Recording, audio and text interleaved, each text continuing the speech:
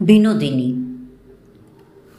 প্রতি চরিত্রের মনের গোচরে থাকে এক নিজস্ব আমি।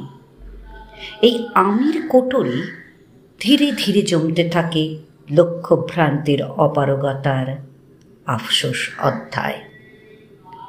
তারই ভাঁজে থাকে অজস্র অসফলতার কথা, ব্যথা, নালিশ, রাগ, অভিমান, দুঃখ, বিদ্বেষ। রাত ঘুমে থাকে একরাশ রুদ্ধশ্বাস, ক্লান্তি।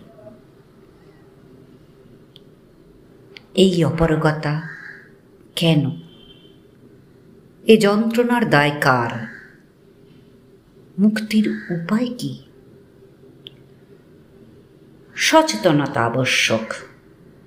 কাদের? বিনোদিনীর জীবনের এই অস্বাভাবিক পরিণতির জন্য দায়ী কি? তার বিবাহকে অহেতুক অজুহাত করে তুলে প্রধান সমস্যার থেকে হাত মুছে ফেলার সময় আর নেই।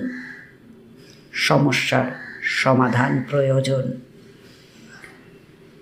আসলে বিবাহ একটি ঘটনা মাত্র, যা তার জীবন যাপনের ধারায় পরিবর্তন আনে ঠিকই, কিন্তু তার জীবনের ভার বহন করতে বীতশ্রদ্ধ করে তোলেনি।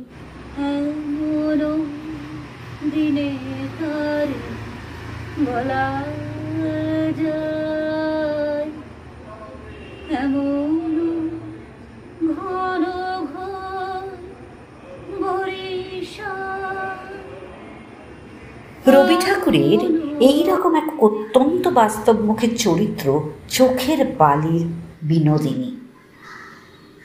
আর এইখানেই এই 7টি অধ্যায় তার অব্যক্ত হওয়া কিছু যন্ত্রণাকে স্পষ্টত করে তার জীবনযাপনকে সহজ করে তোলার উপায় অঙ্কন করার প্রচেষ্টায় জোট বাঁধল মৌলি গ্রুমিং স্টুডিওর বেটার লিভিং কনসেপ্ট এবং Punot a new dance theatrical combo।